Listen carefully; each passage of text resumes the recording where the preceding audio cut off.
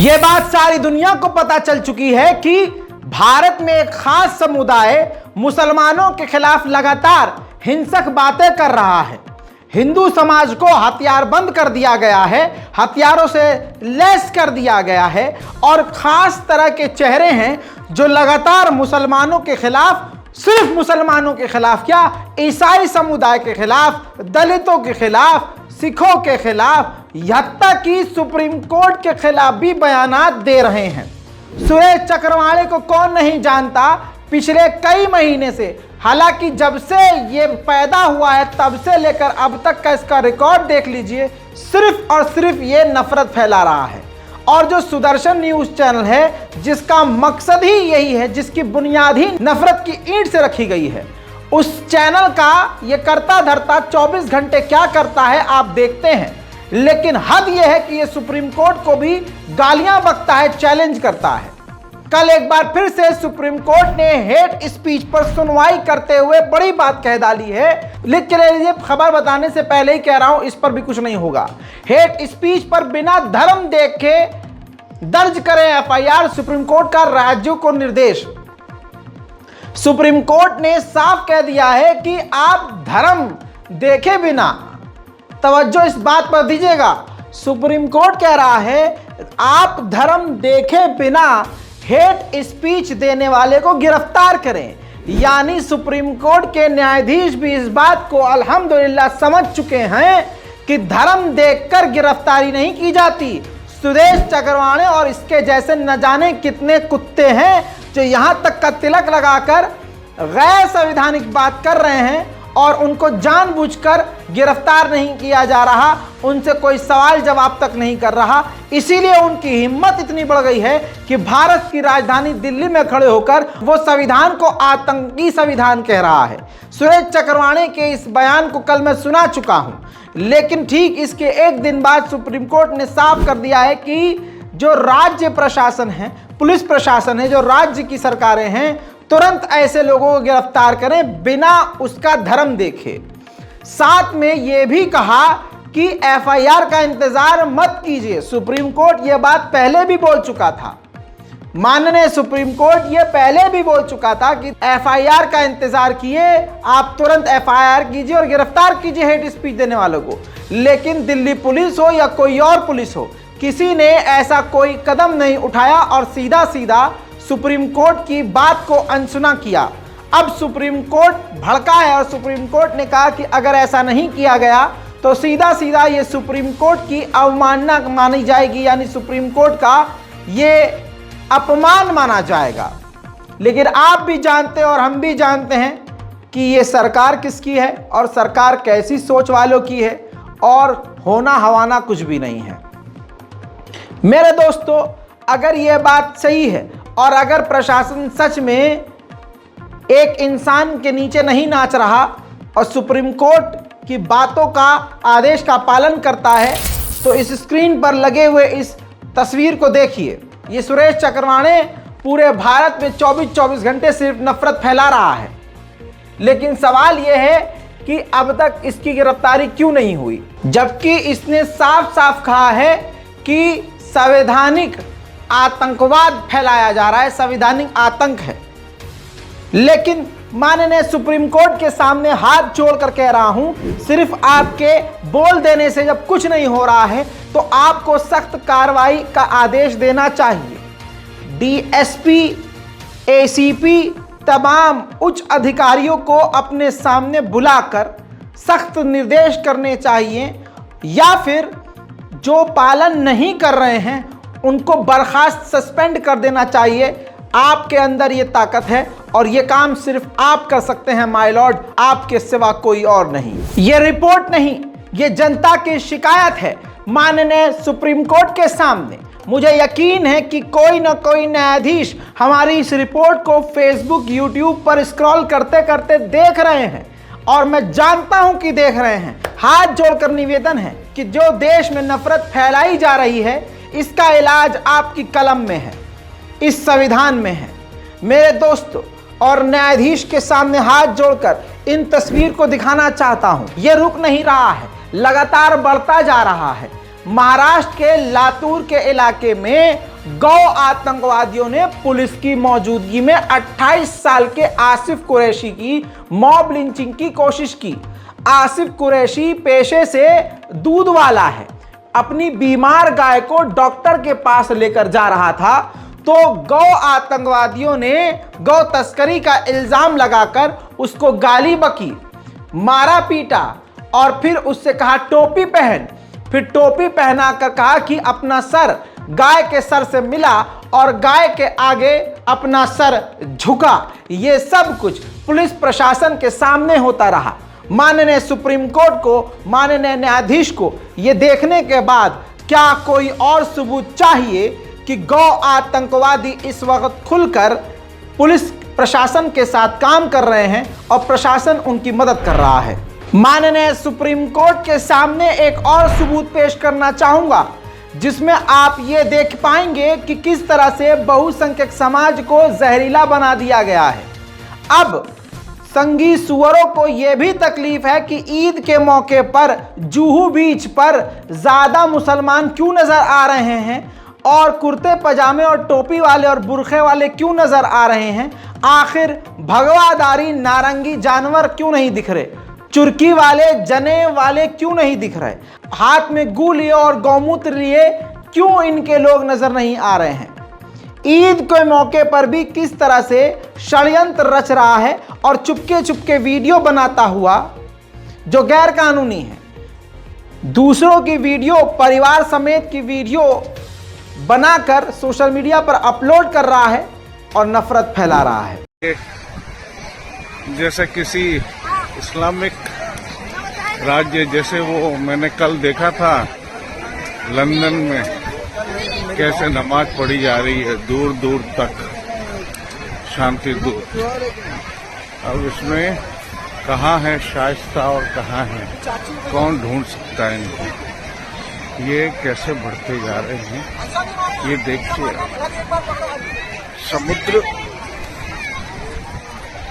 समुद्र से भी ज्यादा ये है, समुद्र कम दिख रहा है ना और ये ज्यादा दिख रहा है। तो ये हम जो बचे हुए हैं ये भी यदि संगठित। दूसरी तरफ देश की महिला रेसलर्स सड़क पर बैठी बैठी 6 दिन गवा चुकी हैं लेकिन कोई कार्रवाई नहीं हुई। तब विनेश फोगाट का दिल फटा। उन्होंने कहा कि पूरा देश क्रिकेट की पूजा करता है लेकिन एक भी क्रिकेटर ने कुछ नहीं बोला। क्या आप इतना डरते हैं, विनेश फोगाट ने कहा। मेरे दोस्तों, इसके बाद क्रिकेटर्स इतने शर्मिंदा हुए, कई सारे क्रिकेटर्स समर्थन में उतर आए और उन्होंने बयान जारी किया। महिला पहलवान रोहिणी सिंह ने भी जब नंगा किया तो उसके बाद क्रिकेटर्स ने बहुत कुछ बोला, लेकिन महिला पहलवान रोहिणी सिंह ने कहा कि जब पहलवान बेटियों के समर्थन में रिहाना ट्वीट करेंगी तभी सचिन तेंदुलकर और अक्षय कुमार बोलेंगे।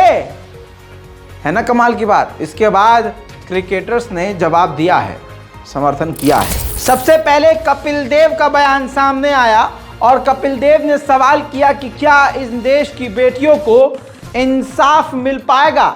जवाब आपको भी पता है, हमें भी, लेकिन डर के इस माहौल में कपिल ने यह बात बोल दी, यही बहुत बड़ी बात है। जलीलो ख्वार होने के बाद वीरेंद्र सहवाग भी न चाहते हुए भी बोले। लिखते हैं, बहुत दुख की बात है कि हमारे चैंपियंस जिन्होंने देश का बड़ा नाम किया है, झंडा लहराया है, हम उन सबको इतनी खुशियां दी हैं, उन्हें आज सड़क पर आना पड़ा है। बड़ा संवेदनशील मामला है और इसकी निष्पक्ष जांच होनी चाहिए। उम्मीद है खिलाड़ियों को न्याय मिलेगा। इसके अलावा हरभजन सिंह ने भी ट्वीट करके समर्थन कर दिया और कहा कि काफ़ी मैं ज़्यादा शॉक्ड हूँ, देश के गौरव को सड़कों पर देखकर काफ़ी ज़्यादा दुखी हूँ। मेरी दुआ है कि इनको इंसाफ मिलना चाहिए। बस इन तमाम चीज़ों के बाद देश भर से बड़े बड़े खिलाड़ियों ने महिला खिलाड़ियों को समर्थन देना शुरू कर दिया। लेकिन आज बजरंग पुनिया समेत जितने भी ये खिलाड़ी हैं, इनके अंदर का इंसान क्या है देख लीजिए। पुराने ट्वीट आपको दिखा रहा हूँ। बबीता फोगाट ने लिखा था फैला होगा चमगादड़ से तुम्हारे वहाँ, हमारे हिंदुस्तान में तो जाहिल सुअरों से फैल रहा है। Hashtag Nizamuddin idiots. इसके अलावा गीता फोगाट, चलो आपने ये तो माना कि जमात वालों का दोष है, बाकी कुछ लोग आपकी तरह ही इसको हिंदू मुस्लिम तक ही जोड़कर देख रहे हैं। जो भी देश को हानि पहुंचाएगा वो देशद्रोही होगा, चाहे वो किसी भी धर्म से हो। गीता फोगाट ने ये बात कही थी। गीता फोगाट, यही सब आज सड़कों पर बैठे हैं और इन्हीं की बहनें सड़कों पर बैठी हैं। बबीता फोगाट ने यह भी लिखा था कि कोरोना वायरस भारत की दूसरे नंबर की सबसे बड़ी समस्या है, जाहिल जमाती अभी भी पहले नंबर पर बना हुआ है। और बजरंग पुनिया जो इस वक्त सबसे ज़्यादा उछलता हुआ आपको नज़र आ रहा है प्रदर्शन में, वो शख्स ये ट्वीट करा था, एक कुत्ता भी एक दिन रोटी खाकर अपना वफादार बन जाता है, पर कुछ इंसान देश का अनाज जन्म से खा रहे हैं फिर भी वफादार नहीं हो पाए। दोस्तों, ये इनके कुकर्म हैं। अभी कुछ वक्त पहले ये मोदी करते हुए मोदी के समर्थन में भाजपा के आईटी सेल की ज़बान में ट्वीट कर रहे थे और मुसलमानों को निशाना बना रहे थे। आज ये खुद सड़क पर बैठे हैं। इसे कहते हैं हस्बी अल्लाह व निअमल वकील, हमारे लिए हमारा परवरदिगार ही काफ़ी है। जब उसकी लाठी चलती है तो तुम चाहे मोदी के फैन हो, चाहे मोदी के बगल में खड़े होकर फ़ोटो खिंचवाया हो, तुम्हें सड़क पर आना पड़ता है, तुम्हें जलीलो ख़ार होना पड़ता है। अब दोस्तों, एक बड़ी लॉबी है भारतीय जनता पार्टी की, आईटी सेल है, वो इन्हीं के खिलाफ सोशल मीडिया पर गंदे गंदे चीज़ें, बेकार की और अपमानजनक चीज़ें ट्वीट कर रही है और ट्वीट करवा रही है। हालांकि उस हैशटैग और उस ट्रेंड को मैं कामयाब नहीं करना चाहता अपनी इस रिपोर्ट में दिखा के, लेकिन आप देख लीजिएगा कल तक जिनके साथ ये मिलकर मुसलमानों के खिलाफ ट्वीट कर रहे थे, आज वही भीड़ इनके खिलाफ ट्वीट कर रही है। इसके अलावा जब ग्राउंड रिपोर्ट करने के लिए अंजना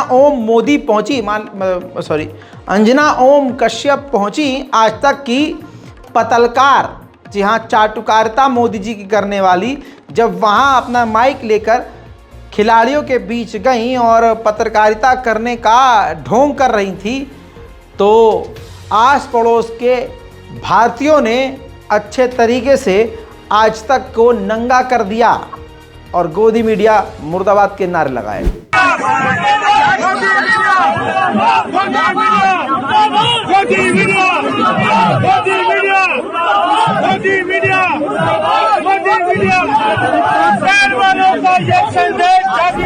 जिस जेएनयू को ये जो आज सड़कों पर बैठे हैं, ये भी निशाना बनाया करते थे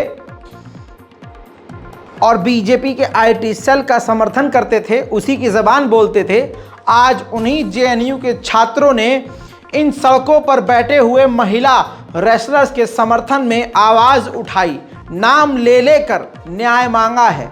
जेएनयू के छात्रों का दिल काफ़ी बड़ा है, ये खुद उन्होंने आज साबित किया है।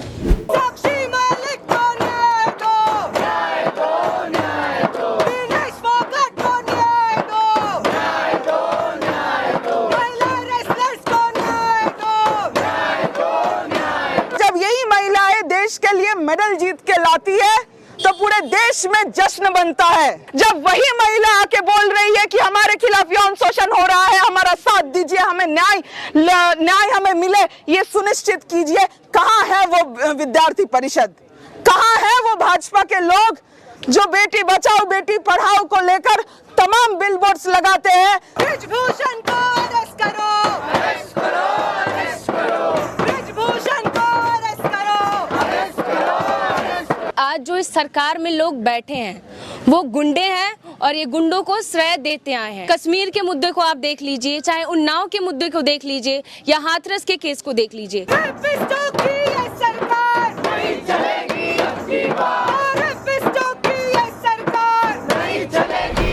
दोस्तों, आम आदमी पार्टी हो, कांग्रेस हो, कोई भी हो, सबने अब पहलवानों का समर्थन करना शुरू कर दिया।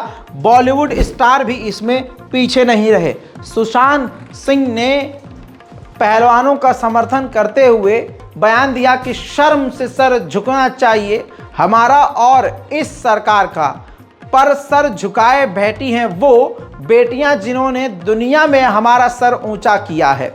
धिक्कार है सरकार को, धिक्कार। उधर दोस्तों सचिन पायलट कांग्रेस के नेता ने भी इन खिलाड़ियों का समर्थन कर दिया। लिखा कि अपने नेताओं को बचाने के लिए केंद्र सरकार खिलाड़ियों को न्याय से वंचित कर रही है।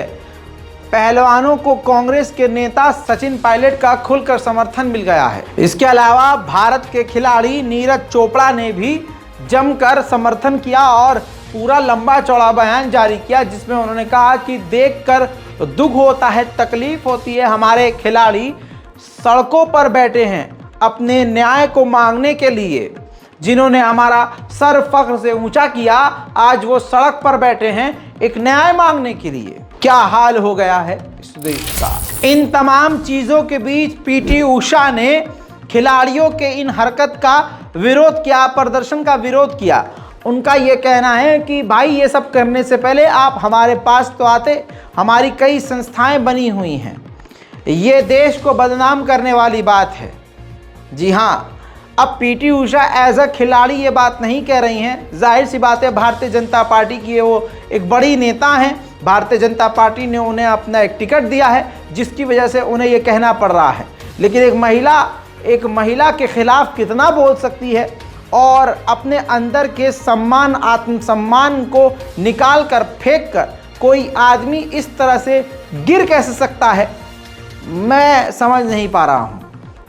लेकिन पीटी उषा का एक पुराना वीडियो आज तक का आपके सामने रख रहा हूँ, जिसमें पीटी उषा कई तरह के इल्ज़ाम लगा रही हैं। जी हाँ, पूरे सिस्टम को उन्होंने कहा था कि ह्यूमिलेट किया जा रहा है, मेरे साथ नाइंसाफ़ी की गई है और सिर्फ कुछ सेवाएं इनको ना देने की वजह से इन्होंने कहा कि मुझसे जो है गैर इंसानी रवैया रखा गया।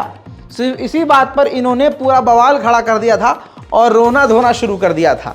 लेकिन आज जो सड़क पर महिला खिलाड़ी बैठी हैं और वो सेक्सुअल हरेसमेंट, उनके साथ जो यौन शोषण हुआ है उसके खिलाफ अगर बोलती हैं तो वो गलत है, वो उनको बोलना नहीं चाहिए इसी औरत के मुताबिक। अब जरा ये वीडियो देख लीजिए। भोपाल में फ्लाइंग क्वीन के नाम से जाने जाने वाली पीटी उषा आज रो पड़ी। क्या हुआ बता रहे हैं हमारे संवाददाता अमित, क्या हुआ आज? देखिए, कल जो है नेशनल एथलेटिक मीट होनी है और इसमें पीटी उषा आई थी। सुबह मुंबई से फ्लाइट को 2 घंटे तक एयरपोर्ट में इंतजार करना पड़ा और उसके बाद जो है वो यहाँ पर उनको होटल का इंतजाम भी नहीं था, कमरे जो थे वहां भी कोई जगह नहीं थी। वो फिर उन्होंने अपना इंतजाम किया इंडियन कॉफी हाउस में, वहां रूम नंबर 101 में रुकी हैं। तो उनका सीधा कहना यह था कि हमारी फोटो लगती है, सब जगह बड़े बड़े वादे किए जाते हैं। और सबसे बड़ी बात यह है कि आज केंद्रीय मंत्री भी यहीं पर मौजूद थे, गिल साहब यहीं पर थे और उन्होंने भी काफी बड़ी बड़ी बातें की, लेकिन खिलाड़ियों को कोई ध्यान नहीं रखा जाता है। वाह भाई वाह, तुमको 4 सर्विस न मिले तो वो बहुत नाइंसाफी है। और किसी महिला खिलाड़ी की इज्जत के साथ खिलवाड़ हो रहा हो और वो न्याय मांग ले तो वो गलत है। इसमें इनकी गलती नहीं है, इसमें ये जो भाजपा का चोला इन्होंने पहना है ना, ये उसकी गलती है। कोई बात नहीं, वक्त पलटता है। आज जो सड़कों पर बैठे हैं खिलाड़ी, ये भी कल तक मोदी की टोली में शामिल होकर मोदी का समर्थन कर रहे थे, भाजपा कर रहे थे। आज जो है खून के आंसू सड़क पर रोने पड़ रहे हैं। वक्त आएगा, ये चक्का घूमेगा, ऊपर वाला नीचे ज़रूर आएगा और नीचे वाला ऊपर ज़रूर जाएगा। मेरे दोस्तों, इसका सबूत और आपको दे देता हूँ। सीएम योगी आदित्यनाथ के शपथ ग्रहण में जिन वेंडर्स और जिन दुकानदारों ने खाना सप्लाई किया था, इतना समय बीतने के बाद भी करोड़ों की पेमेंट उनकी दबा ली गई है और चक्कर पे चक्कर लगवा लिया जा रहा है उनसे, उनके पैसे नहीं दिए जा रहे। ऐसा खुद उनका बयान देख लीजिए, सुन लीजिए। मैं तुषार भाटिया, ओनर मोती महल, और हम लोगों ने माननीय मुख्यमंत्री जी के शपथ ग्रहण समारोह में कार्यक्रम में लंच पैकेट की सप्लाई करी थी 25 मार्च 2022 को। और आज लगभग 11 महीने बीतने के बाद जो है हम लोग अपना सबर का बांध हम लोग का टूटा है, और जिसके कारण हम लोग डीएम साहब के पास गए अपनी अरदास लेकर के कि भैया हमारी पेमेंट करवाई जाए। कई लोगों की पेमेंट हो चुकी है और हम लोग की भी पेमेंट करी जाए, क्योंकि हम लोगों ने सारा कार्य किया, सब कुछ किया, सब बढ़िया सफलतापूर्वक सारा कुछ ओके हो गया। और सब कुछ होने के बाद जो है आज हमको डीएम साहब से एक रिप्लाई मिलता है कि जो है आप लोगों की हैसियत देख करके आपको काम दिया गया था। हैसियत से डीएम साहब का क्या लेना देना है? हमारी क्या हैसियत और क्या हैसियत नहीं है? अच्छा, कितने का पेमेंट आपका हुआ है? हम लोग का टोटल 1,62,00,000 रुपए का पेमेंट बाकी बचा है। अभी जो वेंडर्स हैं, करीब 9 वेंडर्स हैं, जिसमें कि सभी प्रस्थानिक लोग हैं। रॉयल कैफे है, विंध्यवासिनी है, रॉयल डिलाइट है, बाउलन बॉक्सेस है, फूड सप्लाई करा द कुक है। हाँ, हम लोगों ने फूड पैकेट सप्लाई किया था। हम लोग को पैसा मिलना चाहिए। आज 11 महीने हो गए। 11 महीने बाद डीएम साहब जो है कह रहे हैं आपको धरने पे बैठना है, तो धरने पे बैठिए, आप स्वतंत्र हैं। सुना दोस्तों? हाँ, तो नंबर सबका आएगा। अब महिला पहलवानों की कोई सुन तो रहा था नहीं, लेकिन शुक्र है अल्लाह का कि हमारे सीजीआई का दिल नर्म हुआ और उन्होंने फिर बयान दिया कि ब्रजभूषण पर एफआईआर दर्ज की जाए और नाबालिग पहलवान महिलाओं को सुरक्षा दी जाए। और इस पूरे केस में आगे पुलिस क्या करती है, इसकी पड़ताल मैं अगले हफ्ते करूंगा।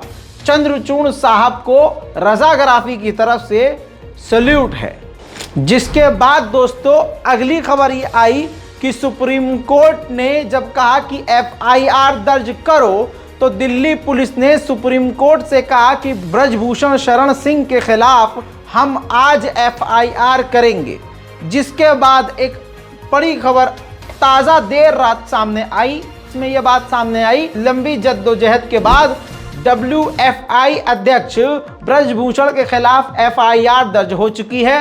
पॉक्सको एक्ट के तहत कार्रवाई की गई है।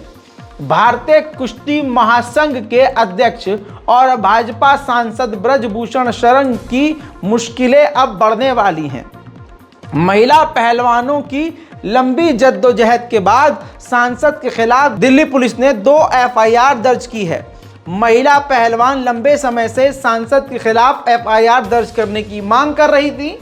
नई दिल्ली जिले के कनॉट प्लेस थाने में उक्त दोनों एफआईआर की गई है। इसके बाद दोस्तों अपने खिलाफ आए हुए बयान पर नेताजी ने कहा कि सुप्रीम कोर्ट और कानून पर मुझे पूरा भरोसा है और मैं काफ़ी खुश हूं सुप्रीम कोर्ट के इस फैसले पर। सुनिए, आइए बयान पूरा सुना देते हैं आपको। देखिए, मैं न्यायपालिका के निर्णय से खुश हूं और बेहद प्रसन्न हूं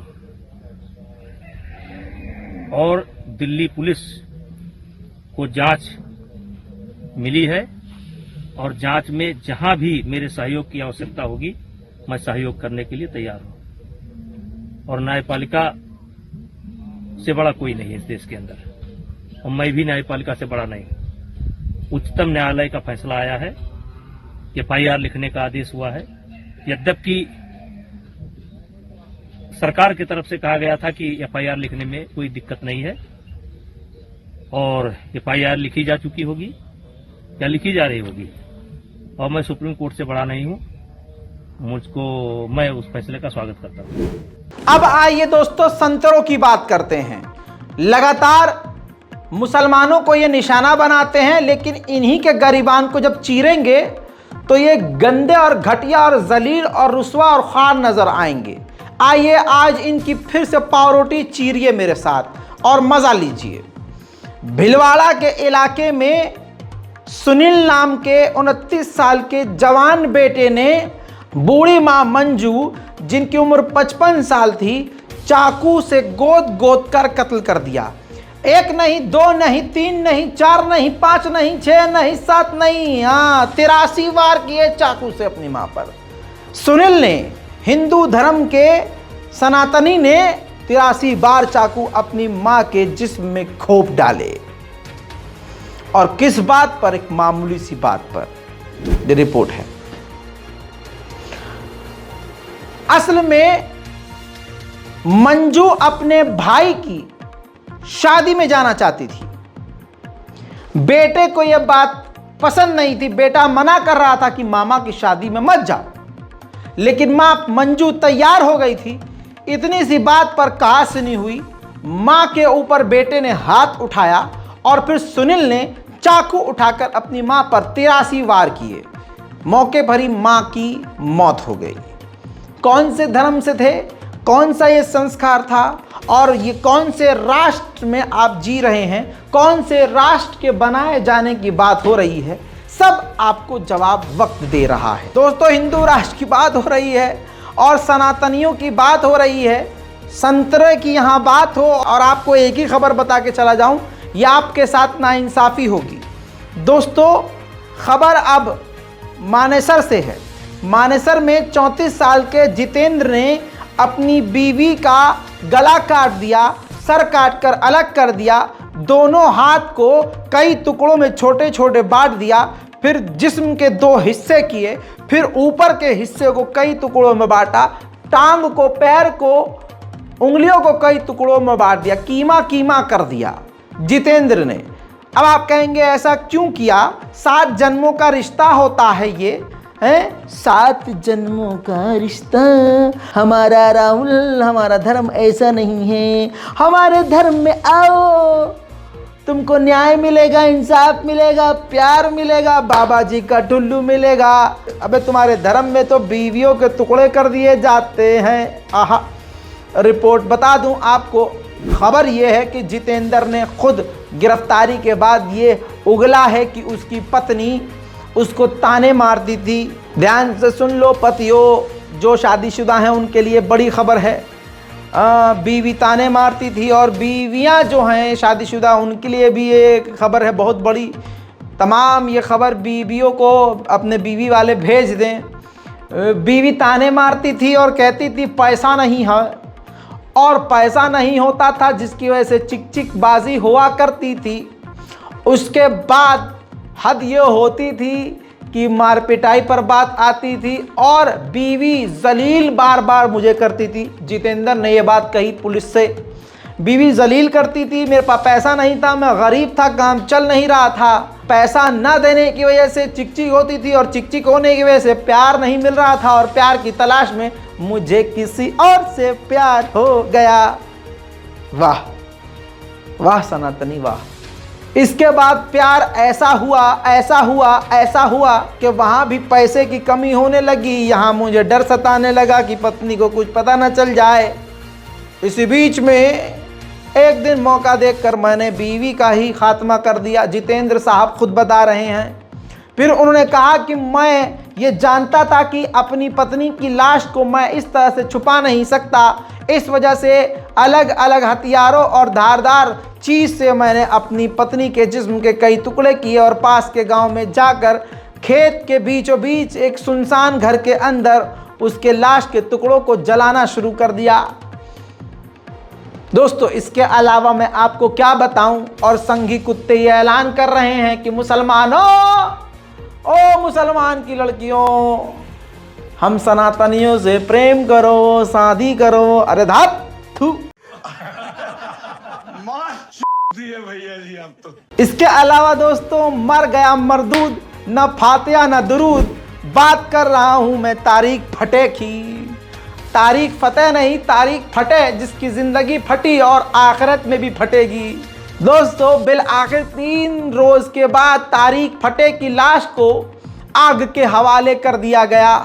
3 रोज तक तारीख फतेह का परिवार कनाडा की मुस्लिम कम्युनिटी से वहां कब्रिस्तान में तदफीन की इजाज़त मांगता रहा, लेकिन कैनेडियन मुस्लिम ने इस बात की इजाज़त नहीं दी, जिसके बाद परिवार वालों ने तारीख फटे की लाश का दाह संस्कार कर दिया। दाह संस्कार करने के बाद परिवार का यह भी कहना है कि वो दाह संस्कार ही चाहते थे। फिर सवाल ये है कि अगर तारीख फटे दाह संस्कार चाहता था तो 3 दिन तक उनकी लाश को रखकर जलील करने या खुद जलील होने की वजह क्या थी? इसके अलावा महिलाओं, मुस्लिम महिलाओं को कहा जा रहा है, सनातनी में आओ, तुमको सुकून मिलेगा, न दहेज देना पड़ेगा, न 3 पत्नियों का डर रहेगा। आइए मेरे दोस्तों, रिपोर्ट आपकी स्क्रीन पर है। भारत की राजधानी दिल्ली की खबर है। खबर इस प्रकार है कि दिल्ली के एक व्यक्ति ने, जिसका नाम विजयवीर है, अपनी पत्नी को सोते हुए कुल्हाड़ी से उसकी गर्दन पर वार करके उसका कत्ल कर दिया। साथ में अपने छोटे छोटे बेटा और बेटी की गर्दन पर भी इसने वार करके उनको कत्ल करने की कोशिश की। रीज़न ये था कि वो दहेज मांगना चाह रहा था, दहेज की डिमांड कर रहा था पत्नी से कि तू दहेज लेके आ। पैसा ले अपने मायके से, पैसा घसीट, और इसके अलावा उसका एक्सटर्नल अफेयर चल रहा था, यानी शादीशुदा था, 2 बच्चे थे, एक अच्छी सी बीवी थी, लेकिन बीवी के घर वालों से पैसा ऐंठना चाह रहा था विजय वीर, और बाहर चक्कर भी चल रहा था। जो इस्लाम को जलील कर रहे थे आज एक एक करके खुद जलील हो रहे हैं।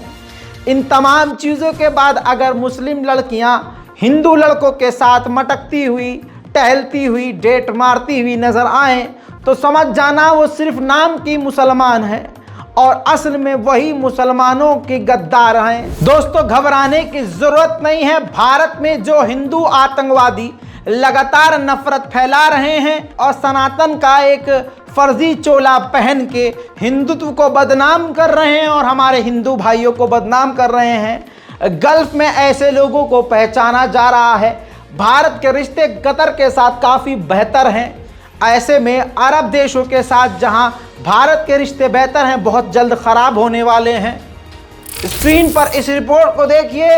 अरब मीडिया, खासकर कतर, ये ट्वीट मैं शेयर कर रहा हूं, कतर के एक बड़े मिनिस्टर ने एक पूरी वीडियो को शेयर किया है जिसमें हिंदुत्व का गुंडा मवाली जो भारत में सिर्फ मुसलमानों के कत्ले आम की चाहत रखता है, नाम है नरसिंहालंड सरस्वती।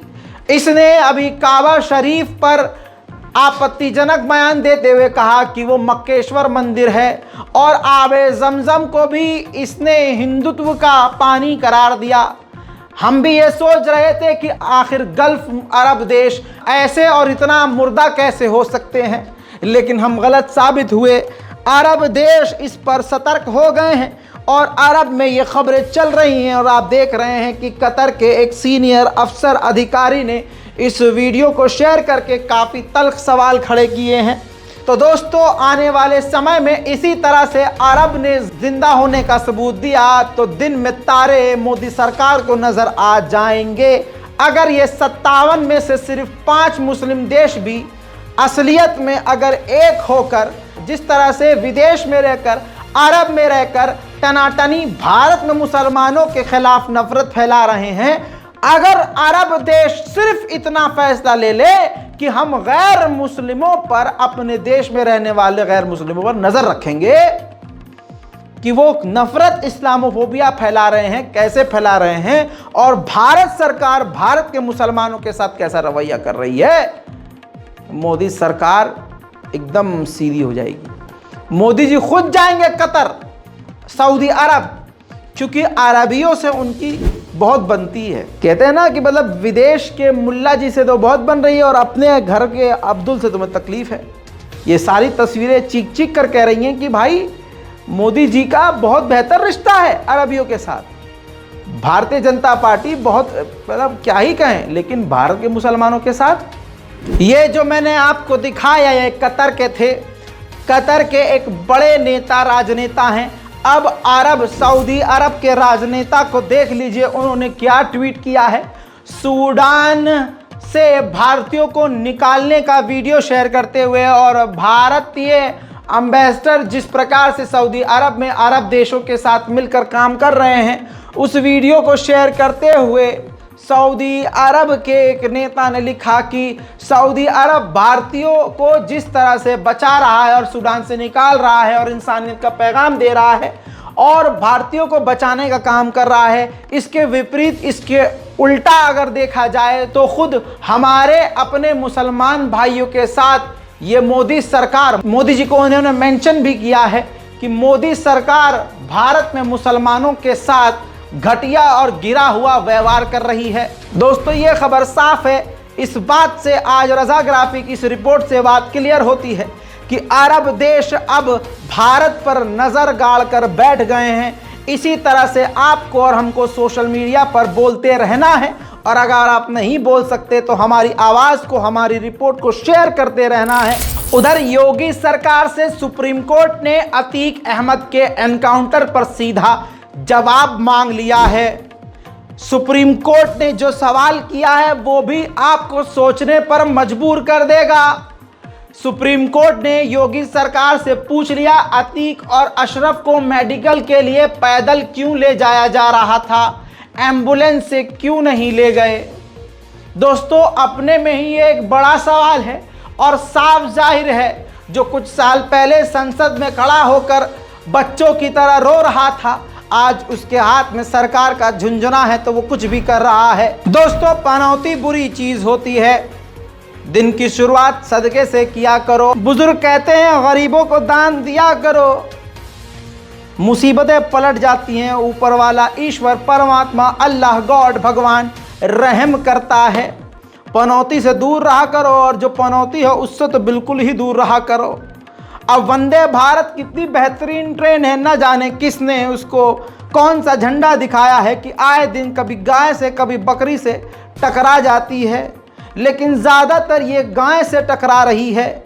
न जाने गाय को इस ट्रेन से या ट्रेन को इस गाय से तकलीफ है, ये तो वो जाने जो इसको झंडी दिखा रहा था, या वो जाने जिसने पूरी दुनिया को रचा है।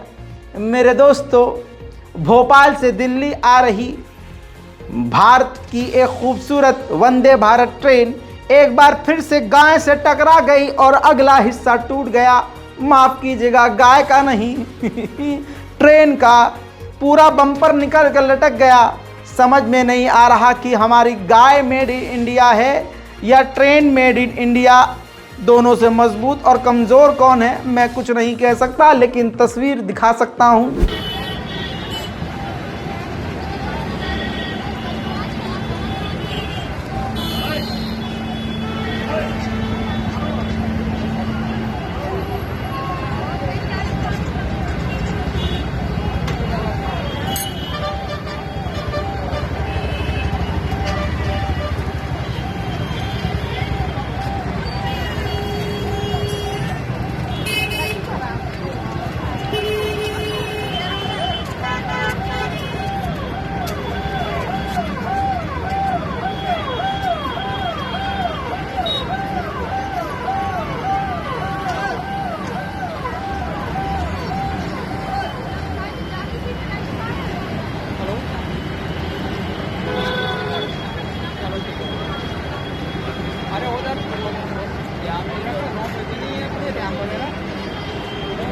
इसके अलावा मेरे दोस्तों, आपके सामने एक और बड़ी खबर रखने जा रहा हूं ताकि मुस्लिम समाज की लड़कियों को जिस तरह से भगवा लव ट्रैप में फंसाया जा रहा है, आंखें खुल जाएं और इस्लाम में पैदा होने पर शुक्र अदा करें।